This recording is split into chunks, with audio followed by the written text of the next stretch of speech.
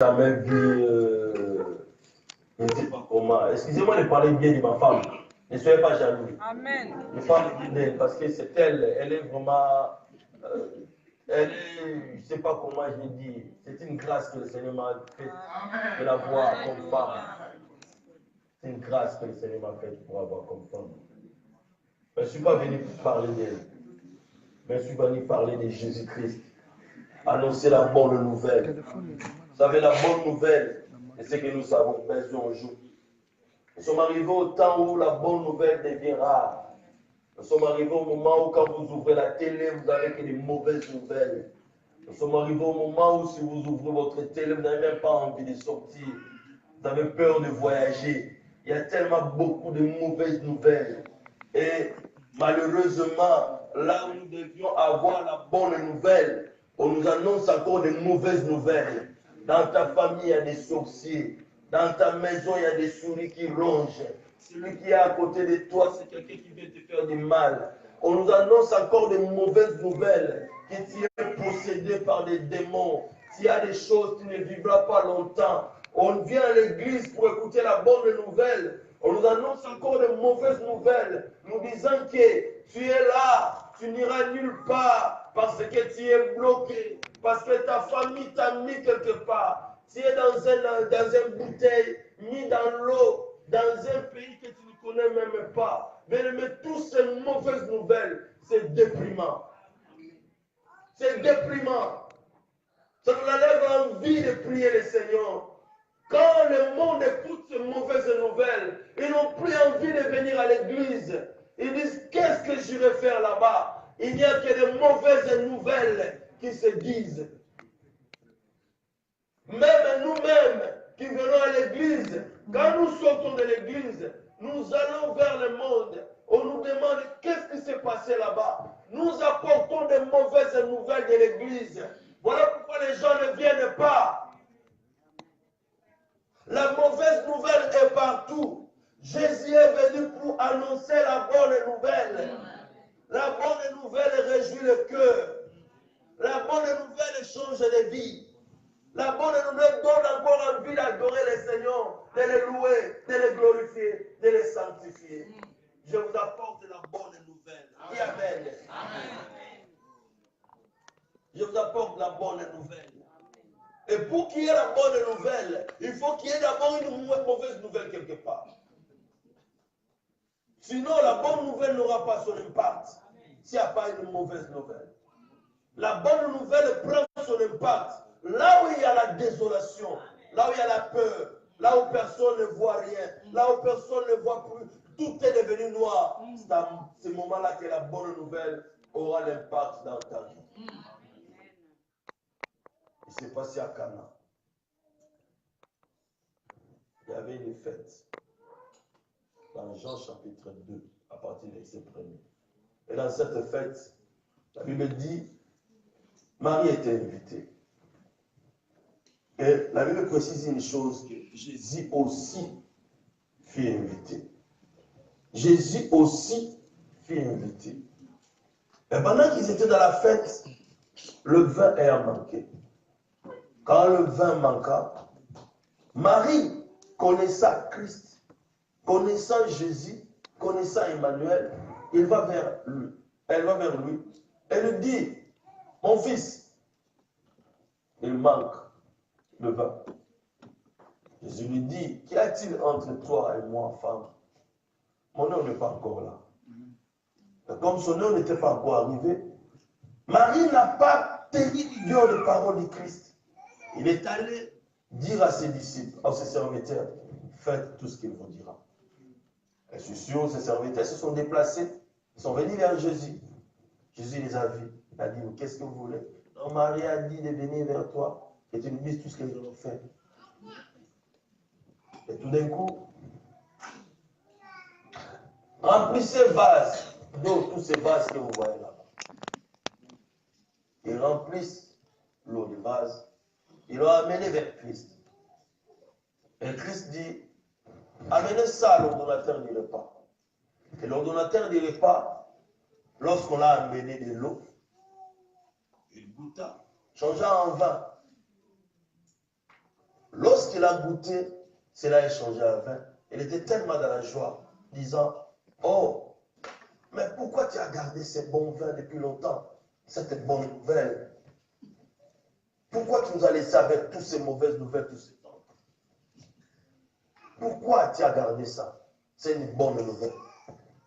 Ce que j'aime dans cette histoire, personne ne savait qu'il s'est passé un miracle. Alléluia. Personne ne savait qu'il s'est passé un miracle. Même celui qui a organisé la fête, ceux qui ont su qu'il s'était passé un miracle, c'était seulement Marie, les disciples de Jésus, parce qu'ils assistaient, le serviteur et l'ordonnateur. Même l'ordonnateur du repas ne savait pas qu'il s'est passé un miracle. Alléluia.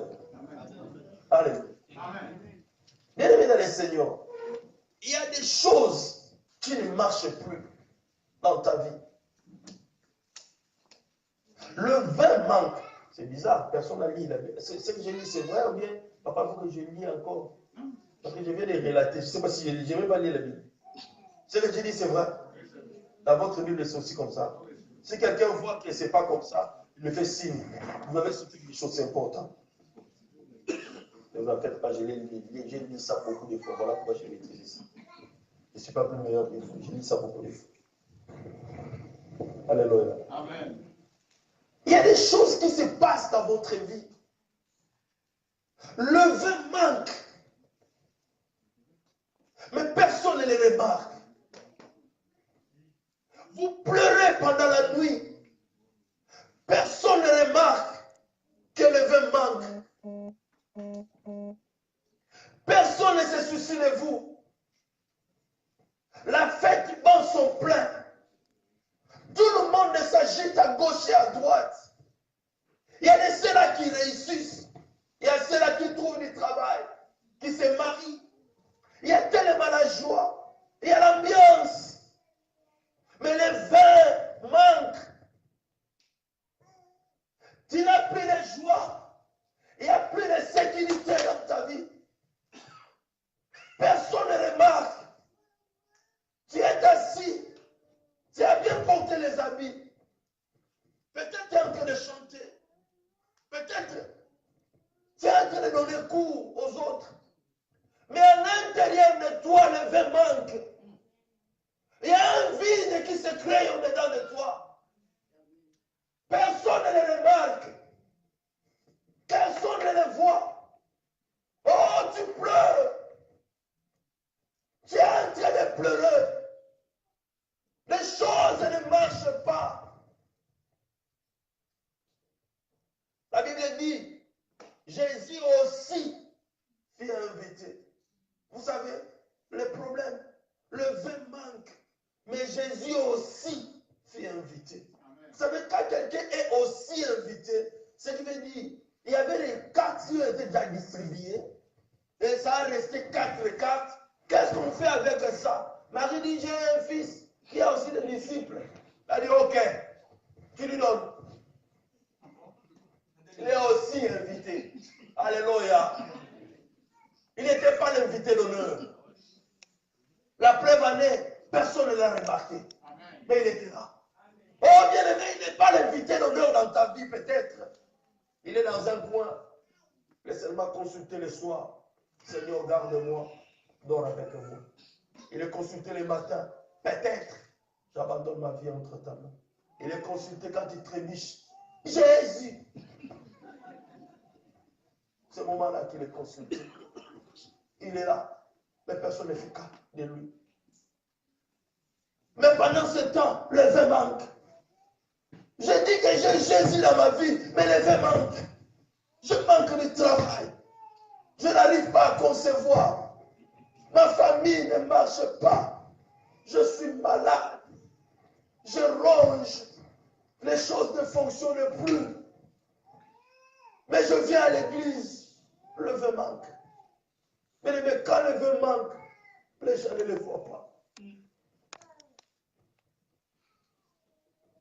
y a le vin qui manque dans ta vie. Même celui qui est à côté de toi ne constate pas.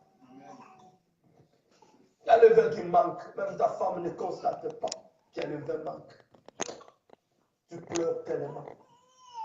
Tu es là à l'intérieur de toi en train de pleurer. Et la Bible dit, Jésus était là, était dans cette fête. Ce que j'aime encore dans cette histoire, Jésus n'a fait aucun miracle. Il n'était pas connu. Jésus n'est pas connu dans ta vie. Les gens te voient seulement comme ça. Ils te voient peut-être en train de lire une Bible. Ils ne savent pas que tu as Christ dans ta vie. Christ n'est pas connu en toi. Il n'est pas remarqué. Dans ce lieu, Christ n'est pas connu. Parce que nous n'avons pas encore vu un mort ressuscité ici. Parce que nous n'avons pas encore vu un boiteux marcher ici. Christ n'est pas connu. Parce qu'on n'a pas encore parlé de lui. Il n'est pas connu. Oh, il n'est pas connu. Mais par contre, il est là. Amen. Il est là. Amen. Tranquille, calme. Parce que tu l'as reçu comme Seigneur le Sauveur dans ta vie. Il est là. Oh, bien-aimé, tu l'as reçu. Il est là. Si tu ne l'as pas encore reçu, tu vas le recevoir pour qu'il soit là. Amen. Si tu n'as pas encore reçu le Seigneur bien-aimé, n'aie pas honte. Même pendant la prédication, tu peux soulever ta main. Parce que tu vas écouter des choses qui vont te pousser. Il dit, je n'ai pas encore reçu. Tu vas recevoir Christ. Amen. Il est là dans ta vie. Le vin manque. La situation est compliquée. La situation est compliquée dans ta vie. Dans ton ministère, la situation est compliquée. Tu ne vois plus d'ici. Dans ton ministère, dans ta vie, dans tes projets, dans ta maison, le vin manque. Vous savez, quand le vin manque, il n'y a pas de joie. Ce n'est pas moi qui le dis, la Bible. Je dis aux lecteurs de la Bible, ceux qui peuvent lire, ceux qui connaissent l'apologue de Jotham. Dans l'apologue de Jotham, c'est dans la Bible, ce n'est pas moi qui ai inventé ça, c'est la Bible. L'apologue de Jotham, c'était des arbres qui étaient en train de parler entre eux. Ils voulaient choisir un roi dans la forêt. C'est la Bible, ce n'est pas la fontaine. Ce n'est pas la fontaine, c'est la Bible. Alléluia. Amen. Les arbres cherchaient à choisir un roi. Et pendant qu'ils prenaient les rois, ils sont allés vers la ville. Le figuier dit non, moi je ne déciderai pas. Ils sont allés vers l'olivier, il a dit non, moi l'huile, je ne laisserai pas l'huile. Et moi j'aime quand ils sont allés vers la Bible. La Bible dit non, moi je laisserai ma fonction de produire la vigne qui réjouit le cœur de l'homme et le cœur de Dieu. Alléluia. La Bible a dit moi je vais laisser ma fonction de produire le vin qui réjouit le cœur de Dieu et le cœur des hommes. Le vin, quand le vin manque, il y a plus de joie. Il y a la mascarade, mais il n'y a pas de joie profonde. Quand quelqu'un est dans la joie, bien aimé, même s'il ne mange pas, il est dans la joie. Même s'il n'a pas l'argent, il est dans la joie. Je parlais avec une soeur hier, je disais, la joie de l'éternel. Je me réjouis. Je parlais avec elle. Il y avait des hommes importants que je parlais avec. La joie de l'éternel, c'est ma force. Bien aimé, la joie de l'éternel, c'est ma force. Ou bien, je dirais autrement, dans Philippiens, je me réjouis dans l'éternel. Donc, ce qui veut dire, je peux ne pas avoir des choses, mais parce que Jésus est vivant, je me réjouis. Amen. Je peux ne pas avoir l'argent, mais parce que l'or et l'argent appartiennent à l'éternel, je me réjouis. Je peux te écraser, mais parce qu'il est assis sur le trône de gloire de Dieu, intercédant nuit et jour pour moi, je me réjouis. Je me réjouis dans l'éternel. Le vin ayant manqué. Et lorsque le vin ayant manqué, il a dit au serviteur, prenez ces vases, remplissez d'eau ces vases. moi je suis attendé un peu sur ces vases-là. Parce que les vases, on saute vite ce mot-là, vase. Rempli d'eau, ces vases, et puis on y va. Ces vases-là, ce n'étaient pas des vases beaux.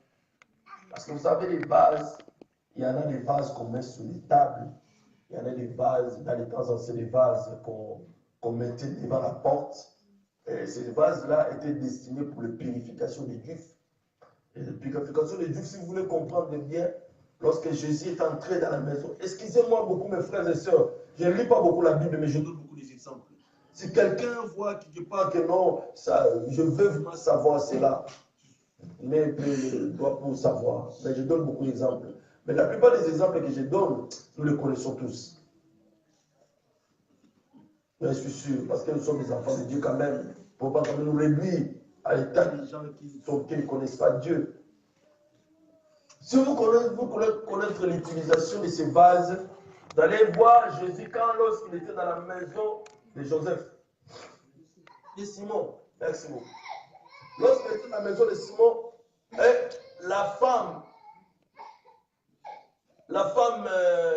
comment on appelle la femme de mauvaise vie, qui était entrée, il a déversé le parfum sur le pied de Jésus et il a essuyé ses pieds avec ses cheveux. Et lorsque eux, ils étaient en train de discuter pour dire comment ça fait-il, toi, Christ, tu ne peux pas connaître cette espèce de femme, tout là. Jésus leur avait dit, Simon, moi je suis venu dans ta maison, tu ne m'as pas donné de l'eau pour laver mes pieds. Donc, c'était un coutume. Il faut laver les pieds pour entrer dans une maison. Et vous savez, bien aimé, dans ce temps-là, les gens, il n'y avait pas encore de baskets, il n'y avait pas de Hermès aujourd'hui, des chaussures, c'était des sandales. Et les sandales là, ce n'était pas des sandales fermées, c'était fil gauche, fil droite, et puis c'est fini, les gens marchaient. Et puis là-bas, il n'y avait pas de bus, il n'y avait pas de goudron aujourd'hui. Donc, on traînait vraiment la poussière. On traînait tout. Et lorsqu'on arrivait devant la porte, pour se présenter bien à l'intérieur, on devait laver les pieds. Donc, imaginons, c'est un peu imaginer la couleur de l'eau. Sans compter pour les maniaques, je ne sais pas, prendre cette eau-là, amener ça dans le microscope, et essayer de regarder à l'intérieur. Regarde-moi à l'intérieur de cette eau, à l'intérieur de la cata. Et Jésus dit, remplissez d'eau ces vases. Ces vases avaient déjà de l'eau qui était sale à l'intérieur. Jésus dit, remplissez d'eau ces vases. Vous savez, ces vases-là, ce n'étaient pas des petites vases. La Bible dit contenait deux ou trois mesures. Deux ou trois mesures, ce sont les mesures de l'Ancien Testament, on n'aime pas ça. Nous, on aime aujourd'hui dans les millilitres, dans les décilitres, les litres. Ça contenait dans les centaines de litres. Donc, c'était des vases, centaines de litres à l'intérieur. Et pendant cette centaine de litres, on a mis de l'eau à l'intérieur. On a rempli d'eau. L'eau remplie, on a dit à Jésus, on a rempli d'eau. Bien aimé, tu as une vase qui n'a même pas de qualité. Regarde l'endroit où tu es placé. Tout le monde vient essuyer sur toi. Tout le monde veut parler tout ce qu'il veut parler sur toi. Tout le monde te critique à cause de tes défauts. Il y a tellement de mauvaises choses dans ta vie, dans ma vie, que les gens, quand ils regardent, ils voient ça. Et ils disent qui? Lui là? Non, oublions dit. Partir où? Dans cette église-là, là où Philippe prie. Non, oublie, je n'irai pas. Bien aimés, ils n'ont pas tort, ils ont raison. Parce que cette eau-là était sale. Ils ont raison de dire, ils ne viendront pas dans mon église parce que je parlais mal à quelqu'un. Ils ont raison. Parce que quelques jours, peut-être que j'étais sous la puissance de quelque chose, j'étais emporté, j'ai mal parlé, et quelqu'un a écouté. Et il a pris ça. Alléluia. Alléluia. Est-ce qu'il y a quelqu'un avec moi? Est-ce qu'il y a une vase sale ici avec moi? Est-ce qu'il y a une vase qu'on a négligée? Oh bien-aimé, ne cherche pas à vider d'eau ta vase, mais remplis d'eau. Remplis d'eau. Jésus dit à la femme cananéenne, je suis l'eau de vie. Remplis Jésus dans ta vie. Tu n'as pas à chercher quoi que ce soit. Ne cherche pas à soigner ta réputation chez les gens. Tu vas aller partout. Il y a d'autres qui ne te croiseront jamais, mais qui diront tout ce qu'ils veulent sur toi. Et d'autres, ils n'ont pas toujours tort. Moi, je ne parle pas qu'ils ont tort. Ils ont aussi raison. Mais remplis d'eau ces vases inutiles. Sois rempli d'eau. Rempli d'eau. Remplis de la parole. Remplis de Jésus. Parce que ce n'est plus moi qui vis, mais c'est Jésus qui viendra en toi. C'est lui qui apportera ce qu'il faut. Allons juste, vite, à la décision. Ça, ce sont les premières escales que nous faisons. Mais le plus important, c'est là où nous allons. C'est là où nous allons vraiment, c'est lorsque Jésus-Christ a pris cette eau, il a dit au serviteur de l'amener sur l'ordinateur des repas. Quelqu'un peut me dire, lorsqu'on est arrivé chez l'ordinateur des repas? Nous sommes dans Jean chapitre 2.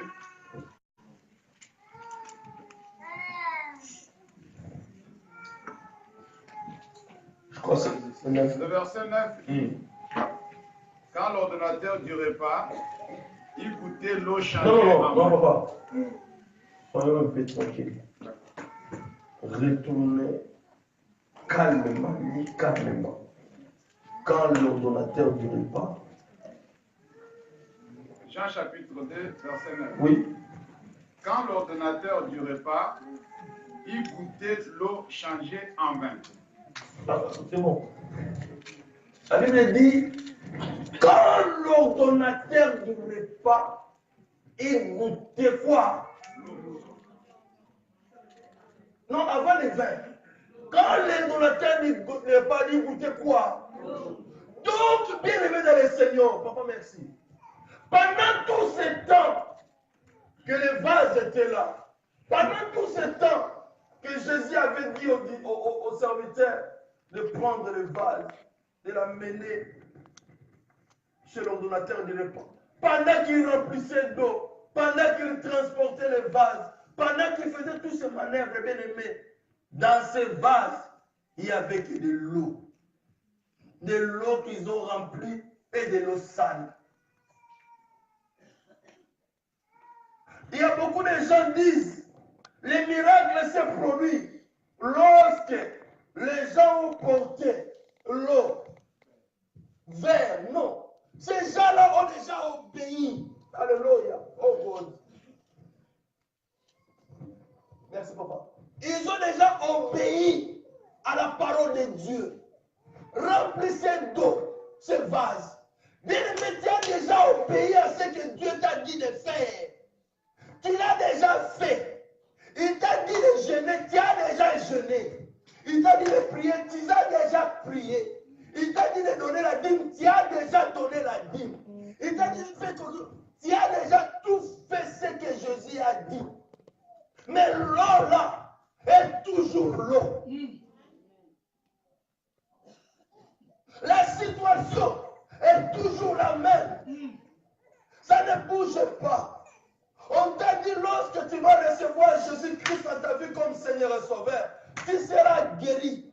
Lorsque tu iras dans cette église et qu'on priera pour toi, tu auras la guérison. Mais la Bible me dit, pendant tout ce temps, l'eau était restée toujours l'eau. Oh bien-aimé, moi je sais, ces hommes-là, c'était des humains qui ont transformé ça. Pendant qu'ils étaient en train de faire toutes ces manœuvres-là, parmi eux, il y avait peut-être un têtu qui pouvait dire, mais dis, en fait, ah, de voir quoi, papa, mais ça la tire à moi. Il y a quelque dit, fais ça. On parlait. Ah, je vérifie, dit. Je vais vérifier pour l'eau. Mais je dis l'eau, mais qu'est-ce qu'il veut faire avec de l'eau? La situation est toujours pareille. Mais j'ai prié. On m'a dit de prier, j'ai prié. On m'a dit de gêner, j'ai gêné. Oh, bien-aimé. Alléluia. Pour goûter l'eau, il faut avoir la foi. Ce qui va tout changer, c'est les dimensions de ta foi. Parce qu'il faut goûter l'eau. La Bible dit, lorsque l'ordonnateur goûta quoi, papa, vous avez dit? L'ordonnateur a goûté quoi? Quand est-ce que cette eau a été changée en vin? Lorsqu'il était déjà dans sa bouche. Il a déjà risqué les microbes. Il a risqué la typhoïde. Nous ne voulons pas risquer. Nous voulons voir d'abord avant de croire. Il y a des choses que Dieu ne fera seulement lorsque ton pied sera à 50 cm du sol. L'autre sera au bout de tout. Lorsque plus rien n'arrivera. Quand l'ordonnateur dirait pas, goûte à l'eau, changeant en vin. Il y a des situations qui sont compliquées. Oh, le vin manque. Oui, le vin manque. Mais le Seigneur te dit, ne te décourage pas. Tiens bon, va jusqu'au bout. Tu n'es pas arrivé jusqu'au bout. Il ne te laissera jamais. Il ne t'abandonnera jamais. La situation est compliquée. Le miracle se passe au moment où l'ordonnateur du repas goûte à l'eau. Lorsque je lis cette parole, je dis, oh, l'ordonnateur du repas a goûté l'eau. Alléluia. Donc, il a goûté l'eau. Parce que ces vases-là, c'était des vases destinés à la purification de Dieu. Tout le monde connaît ces vases. Tout le monde vous connaît. Tout le monde connaît. Ah, celui-là, c'est un aventurier. Celui-là, c'est un voleur. Celui-là, c'est un coureur de jupons. Celui-là, tout le monde connaît. L'emballage extérieur, tout le monde connaît. Mais qu'est-ce que j'ai à l'intérieur de moi? Oh, est-ce que je considère ce que je suis? Ou bien je considère ce que Dieu dit que je suis? C'est ça le problème. Dieu m'a donné la parole. Il ne m'a rien donné d'autre. Je ne considère pas ce que je suis. Je considère ce que Dieu m'a dit que je suis. L'eau changeant en vin. Il y a des situations, il faut que tu arrives au bout de ta foi. Peut-être que tu es en train de beaucoup de vérifier. Depuis que tu as planté ces cocotiers, chaque mois tu viens creuser pour regarder. Tu couvres encore. Les moments où tu creuses, il y a l'oxygène qui entre, ça bloque la fermentation. Tu couvres encore. L'autre veut goûter. Tu ouvres encore. L'oxygène entre. Ça bloque. Ça va faire des années, tu ne vois rien. Aie confiance en Dieu. Amen. Aie confiance en Dieu. Il ne te laissera pas mourir. Où est-ce que tu as planté ta foi? La bonne nouvelle aujourd'hui, Dieu veut résoudre tes problèmes. Dieu veut donner la solution à ta vie. Mais où est? Quelle est sa position dans ta vie? Et en qui tu mets ta confiance? Tu mets ta confiance à tes yeux qui voient cette situation catastrophique, ou bien tu mets confiance en Dieu? Malgré cette situation, ce sont seulement les épreuves que je vais traverser et j'irai de l'autre côté. Le vin a manqué. Et il n'y avait que de l'eau. Il y a un problème maintenant. Le vin manque, il y a de l'eau. C'est le même que l'eau vive. C'est même pas de l'eau de, je ne sais pas, il vient, l'eau de bouteille, mais l'eau sale. Devant toi, devant moi, nous avons de l'eau sale. Et nous manquons de vin. Et nous avons aussi Jésus. Il y a trois situations qui se présentent. Je manque le vin, il y a de l'eau sale, et là il y a Jésus. Et Jésus me dit d'écouter surtout.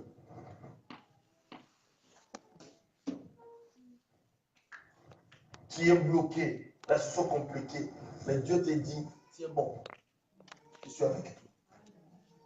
Tu crois en Christ, tu crois à toi-même, tu crois à ce que tu vois. Bien-aimé, l'ennemi de la foi, ce n'est pas nos doutes que nous croyons. C'est l'incrédulité. Parce que l'ennemi de la foi, c'est ce que les yeux veulent voir. Le sens intervient. Là où le cinq sens intervient, la foi n'intervient pas. La foi intervient lorsque les cinq sens ne fonctionnent plus. C'est à ce moment-là que la foi intervient. Or, il était là devant les ossements desséchés. Il a vu de ses propres yeux, les ossements étaient desséchés. On lui a dit, ossements desséchés, reprenez vie. Alléluia. Il dit non, dis. Et lorsqu'il a dit, la Bible dit, les os eux-mêmes se sont rassemblés, les muscles ont poussé et la chair, or c'était une grande armée.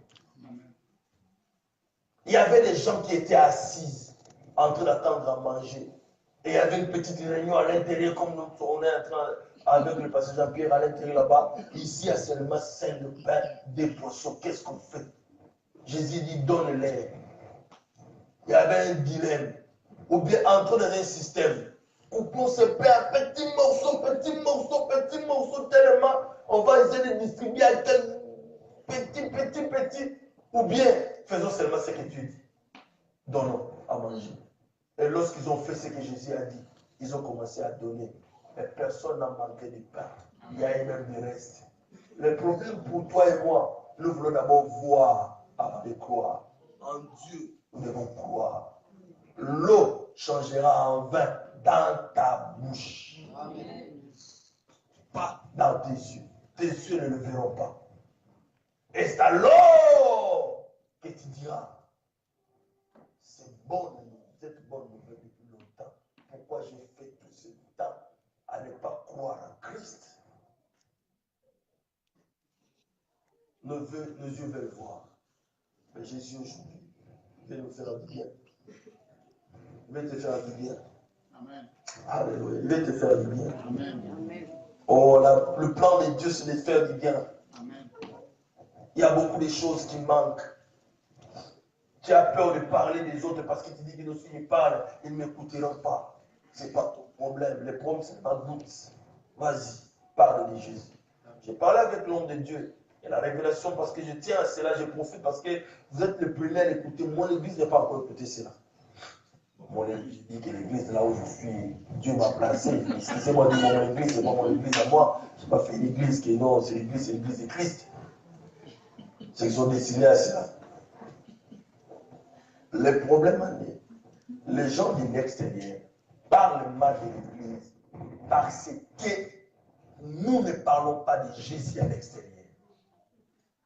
Les jours où nous allons commencer à parler de Jésus chez eux, ils ne parleront plus mal de nous, mais ils chercheront à savoir qu'est-ce que nous venons faire ici. C'est le problème. Nous ne voulons pas croire. Les jours, fais cet exercice. Va dans ton groupe de frères, ou bien des amis que tu as. Commence seulement à parler de Jésus. Tu vas voir, ils ne vont plus parler mal de l'église. Ils vont d'abord rester bouche bée pendant un certain temps. Après un certain temps, quelques-uns viendront te trouver en coulisses. Tu ne dis pas quand l'église, ils te demanderont. Et tu viendras avec eux ici à l'église. Parce que tu élèveras Jésus. Amen. Je disais aujourd'hui le verbe de la ta vie. Il y a le verbe qui manque. Mais Christ, il dit seulement, remplis d'eau. C'est base. Remplis ta vie de ta parole de Dieu. Crois à cette parole. Et mets-toi en mouvement. Si tu avais des CV à donner, ne reste pas cloîtré pour dire que non, Dieu fait, mets-toi en mouvement. Envoie même là où tu as refusé 4 fois, envoie encore pour la 5e fois. Vas-y, vas-y, bien-aimé. Même la maladie, qui est déjà partie, la maladie, là, on a déjà dit, c'est fini pour toi. Fais encore des examens. Accroche-toi encore. Accroche-toi encore. Christ est là pour te faire du bien. Le vin manque. Jésus a le vin, car il est l'eau de vie. Que le Seigneur vous bénisse.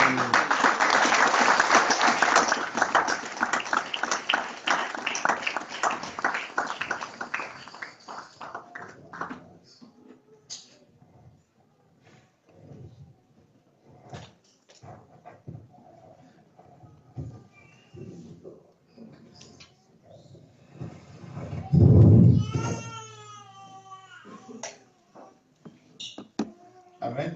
Amen. Est-ce que...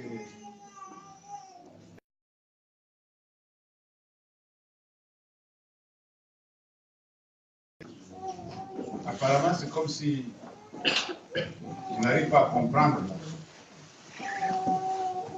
Il y a 2 fois, j'ai demandé à Michel de me regarder dans les yeux, il n'a pas pu me regarder. Il dit, frère, regarde-moi, regarde-moi, il n'a pas pu. Il sait pourquoi il n'a pas pu me regarder. Amen. Amen.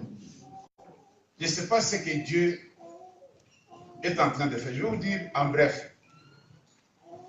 Nous venons d'assister à un séminaire sur le miracle et présenté par des hommes qui ne se connaissent pas et que Dieu a orienté à utiliser le même test. Et chacun d'eux a souligné un point et l'autre a souligné un autre point que nous avons déjà commencé à discuter par rapport au message que nous avons reçu dans l'église pendant ces semaines. Pour les habitués comprennent facilement ce que nous disons. Amen. Amen. Sans proclamer, on a assisté à un séminaire. Et dans ce séminaire, on nous a parlé des points que Dieu avait déjà commencé à nous reprocher. L'obéissance et la confiance. C'est-à-dire l'obéissance et la foi. Amen. Alléluia. Amen. Et ces 2 intervenants, l'un est venu par lui-même, l'autre a été invité. À la fin, j'ai compris que non, c'est Dieu qui les avait invités. Vous n'avez pas compris. L'autre est venu comme d'habitude, puisqu'il est habitué, il est venu. Et on a dit, bon, qu'est-ce qu'il vient faire lui aussi? Bon, tu es venu alors, bénis-nous. Il dit, bon, je vais faire un effort de vous bénir. Et il a parlé. C'était le dimanche passé. Si vous avez oublié. Amen. Il a parlé, il a expliqué des choses. Il s'est basé sur l'attitude de serviteur. Marie a dit, faites tout ce qu'il vous dira. Faites tout ce qu'il vous dira. Dans le même test. À ce moment-là, toi à Zurich, là-bas, je ne sais pas ce que tu faisais. Amen. Amen. Il a insisté sur l'obéissance à la parole de Dieu. Et aujourd'hui, cet homme arrive, il commence encore à mettre des clous sur la foi que nous avons, que Dieu nous demande pour vivre ce miracle-là. Pour vivre le miracle. Je vais juste essayer un peu de mettre ensemble le morceau de puzzle. Mais je ne veux pas vous expliquer encore, puisque ça a été expliqué. C'était clair.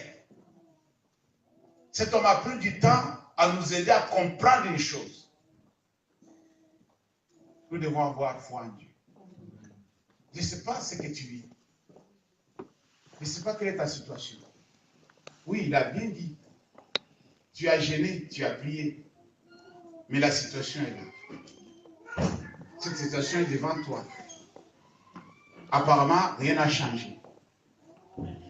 Mais je vous dis quelque chose. Si c'est Jésus qui vous avait dit de jeûner et prier, il a changé votre situation. Si c'est lui qui vous avait demandé de faire ça. Toutes ces révélations viennent pour nous aider à comprendre ce que Dieu veut de nous dans cette fin d'année. Il veut faire quelque chose d'extraordinaire. Il veut faire un miracle dans la vie d'une personne. Et pour arriver à cela, nous devons comprendre une chose. La Bible dit, vous connaîtrez la vérité et la vérité vous affranchira. Toi, tu n'es pas quelqu'un qui doit recevoir le miracle comme un païen, sans savoir comment cela vient. Dieu a choisi de t'expliquer comment ça fonctionne. Tu es plus privilégié que celui qui arrive comme ça un vilain matin, on impose les mains, il voit son miracle, il s'en va. Il peut retourner encore dans le monde puisqu'il est déjà guéri. Mais toi, comme on t'explique maintenant comment cela arrive et comment obtenir, on te donne des secrets pour recevoir le miracle, pour obtenir ce que tu attends de la part de Dieu. Alors, faites attention. Alléluia. Amen. Amen. Chaque fois, Jésus parlait des choses aux autres dans des paraboles. Les disciples revenaient lui demander, pourquoi tu leur parles en parabole? Tu peux pas expliquer les choses clairement comme ça. Il dit, pour eux, c'est ça, je vais faire. Mais pour vous, asseyez-vous. Je vais vous expliquer comment ça fonctionne. Vous êtes plus proche de moi. Vous avez droit à l'explication. Est-ce que vous comprenez ça? Alors toi, tu ne peux plus recevoir le miracle par hasard. Toi, tu dois recevoir le miracle, sachant que le miracle arrive.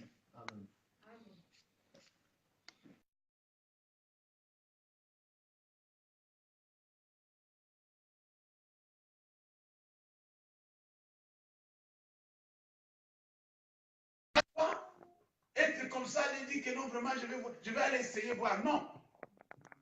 Tu dois mettre en pratique ce qu'il te demande de faire pour obtenir ce que tu veux. Je bénis Dieu pour ça. Ce message que Dieu a envoyé dans le temps. Ce message qui est venu tomber à pic. Je ne sais pas comment ils se sont mis d'accord de pouvoir parler sur ça. Il a bien fait de ne pas lire le test. J'allais croire que c'est le pasteur Jean-Jacques qui est en train de dire encore. Il a bien fait de ne pas lire le test, puisque nous avons lu le test le dimanche passé. Tous les tests, nous avons lu ça. Nous étions debout, tout le monde était debout, on a lu ça. Comment il devrait encore lire ça? Vous allez vous dire, mais pasteur, tu le relis encore? Et le Saint-Esprit a dit, tu ne dois pas lire, puisqu'ils savent déjà. Il vous a dit ça. Ils savent déjà là où tu es et ce que tu es en train de dire. Quand il dit que je cherche un verset par rapport à ce que je vais expliquer, moi quand je vous ai dit que nous sommes dans Jean chapitre 2, est-ce qu'il lui a dit ça dans sa bouche? Il n'a pas dit ça. Il n'a pas dit le livre des Jean, il n'a pas dit. C'est moi qui ai dit que non, on va lire dans le livre des Jean chapitre 2 et le verset 9. Lui il a prononcé le verset 9. Mais vous ne vous demandez pas pourquoi il a été bloqué, en quelque sorte, freiné de ne pas reprendre ce qui avait été dit encore le dimanche passé. Alléluia. Amen, chrétien.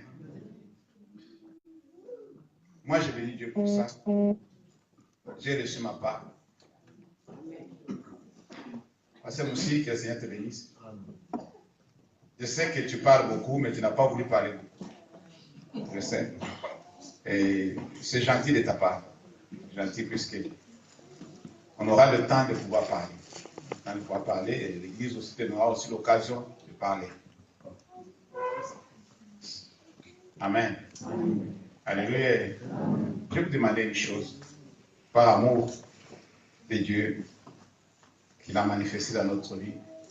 Est-ce que tu peux élever ta voix, prier pour cet homme qui vient de loin et qui est venu nous bénir dans cette église à Victory Church? Dis quelque chose à Dieu, c'est lui que Dieu te mettra à cœur. Bénis sa vie, bénis son ministère, bénis sa famille. Dis quelque chose, quelque chose. Élevons nos voix, prions pour cet homme de Dieu. L'éternel Dieu de gloire et de sagesse, nous te bénissons encore une fois pour ton serviteur. C'est le Saint que tu as, c'est notre lieu de placer depuis, c'est notre Dieu jusqu'ici. Pour venir nous parler des choses encore une fois très profondes. Et pouvoir encore une fois nous rappeler que tu as parlé, Seigneur. Oui, il vient encore de témoigner que la bouche de l'Éternel a parlé.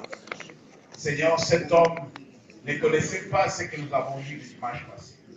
Mais tu l'as utilisé pour nous expliquer encore une fois ce qui manquait dans ce message. Selon que ton serviteur Jean-Jacques avait commencé, Seigneur. Nous te disons merci. Je bénis sa vie, je bénis son ministère, je bénis son appel, Seigneur. Permets encore une fois qu'il soit rempli de sagesse et d'intelligence spirituelle pour pouvoir encore une fois aider beaucoup à découvrir et à connaître la vérité. Oui, c'est ça ce qu'il faut, Seigneur. C'est la mission que tu lui as donnée. Donne-lui encore une fois la possibilité, c'est notre Dieu. Et cette facilité-là de pouvoir expliquer les choses que toi tu l'expliques dans le secret. Seigneur, qu'il est apte, qu'il soit apte, mon Dieu, mon roi, qu'il soit à la hauteur, qu'il soit capable de pouvoir les expliquer, afin que beaucoup puissent en bénéficier et que plusieurs puissent aller sur notre Dieu, notre Père, à propager aussi auprès des autres et former beaucoup dans le nom de Jésus. Je bénis son ministère, Seigneur. Je bénis sa famille, mon Dieu, mon roi. Je bénis le travail qu'il fait pour vivre au jour le jour, Seigneur. Seigneur, donne-lui la force, les capacités pour voir, c'est notre Dieu, ce besoin. Surtout, souviens-toi de ces projets, Seigneur, notre Dieu, qu'il est en train de faire dans la vie, Seigneur, dans sa famille, dans son église, mon Dieu, mon roi. Tous les projets, Seigneur, soit c'est notre Dieu, entre tes mains. Oui, Dieu, celui qui peut changer l'eau en vin. Oui, dans sa vie, Seigneur, il a besoin du vin. Il a besoin du vin, Seigneur. Oui, l'apparence trompe, Seigneur. Il a besoin du vin. Nous voulons que ce vin-là lui soit donné, Seigneur. Que la joie de l'Éternel soit sa force, Seigneur. Oui, il a des choses au-dedans de lui que personne ne connaît. Je te le demande dans le nom de Jésus. Va toucher là où l'homme ne peut pas toucher. Bénis ton serviteur dans le nom de Jésus.